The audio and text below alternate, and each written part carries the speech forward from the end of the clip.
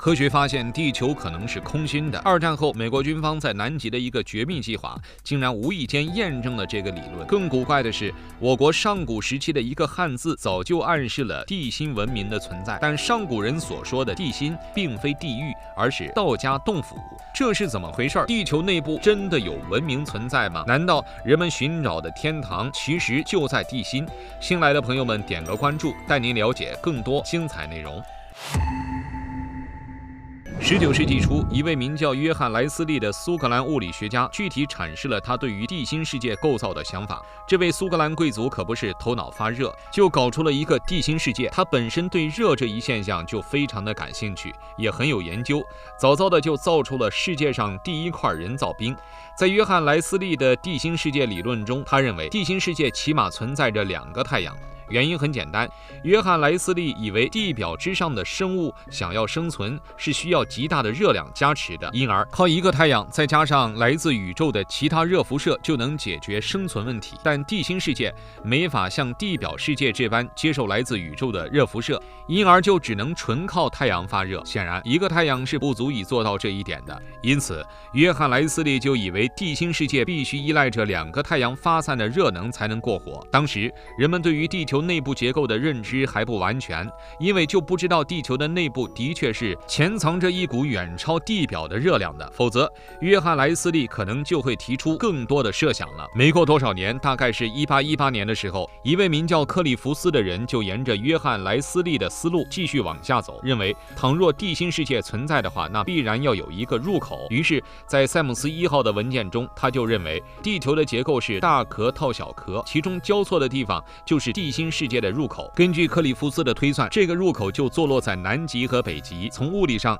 也有些许的证据可以证明这一点，比如说南北极常常出现的极光。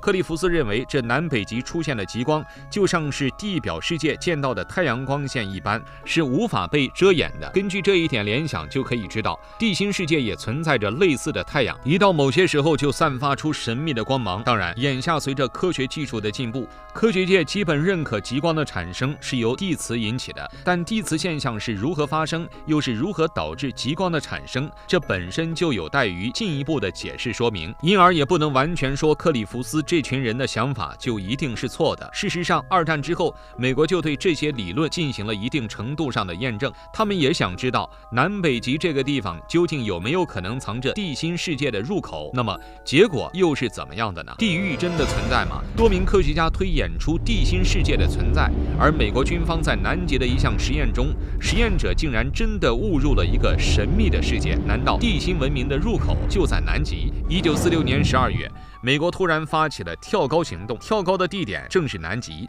根据解密后的档案显示，这项运动共有接近5000名的士兵参与，动用了6架直升机、水上飞机等资源，足以可见美国对此次行动的重视。然而，当时可是刚结束二战，美国军队本身就陷入了疲乏的状态，因而如此大动干戈的行动不免引人联想。一位名叫理查德的美国士兵在自己的日记中写道：“此次行动的真正目的就是为了寻找南极潜藏的地下城市雅利安，如果可以，美国人还打算找一找地心世界的入口。”总而言之，跳高行动开展得很迅速，意外来得也很突然。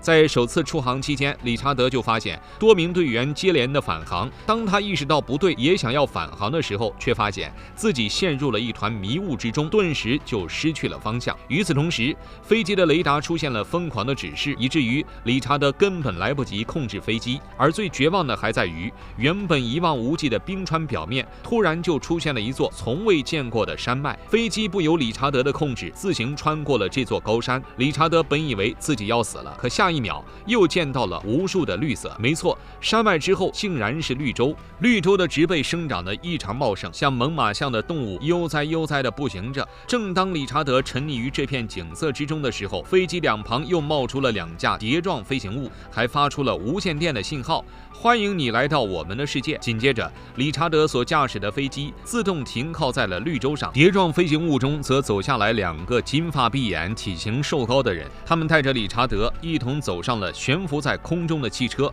来到了一座用水晶修筑的城堡。2人向理查德解释道，他们来自地心世界，与地表世界几乎没有什么关系，但由于几年前地表世界的人投放了原子弹，让地心世界感受到了威胁，因而他们决定与人类好好沟通，而理查德就是他们选中的人。这番话说完之后，2人就将理查德送了出去。理查德也不知道自己是如何回到飞机上的，更不知道自己是如何找到美军营地的。总而言之，这一切就像梦一般，但感觉又是如此真切。回到营地之后，理查德立即汇报了自己的这番遭遇。无奈的是，他的这番言辞并没有受到重视，而是被当作精神恍惚后出现的幻觉。美军继续开展着科考计划，可所有人都没有想到的是，灾难悄然来袭。1947年2月，营地受到了一次神秘的攻击，在这场攻击中有63人丧生。这次事件给美军带来了极大的震撼。根据相关人员回忆到，攻击的队伍就像是幽灵一般，一会儿出现在天上，一眨眼就到了地底，根本逮不住他们，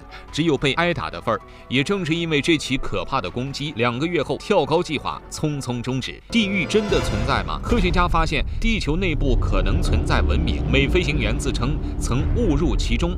最令人细思极恐的是，在上古汉字中也隐藏着地心文明的线索，这是怎么回事呢？众所周知，地球内部结构分为3个部分，其中有一个名为地壳的部分，这个壳许多人往往会念成壳的音，而实际上呢，它应当是读壳的。但如果从古文字的角度出发，这个字的读音就颇为有趣了。在甲骨文中，壳是从甲从壳的，甲就是如今读壳的音，指的就是外壳的意思，而壳虽然也有外壳的意思，但它的壳却是中空的。换言之，壳这个字本身既可以指中心的外壳，也可以指实心的，但究竟是怎么一个读法，目前还是存在着争议的。比如说，有些人就认为不该读地壳，而应该读地壳，而每个读音的背后又代表着人们关于这个能指与所指的认可。或许在中国古代，人们更倾向于认为地球的中间是空心的存在。据《太平广记》记录，晋朝有一个人在游玩嵩山的时候，无意跌入了坑中，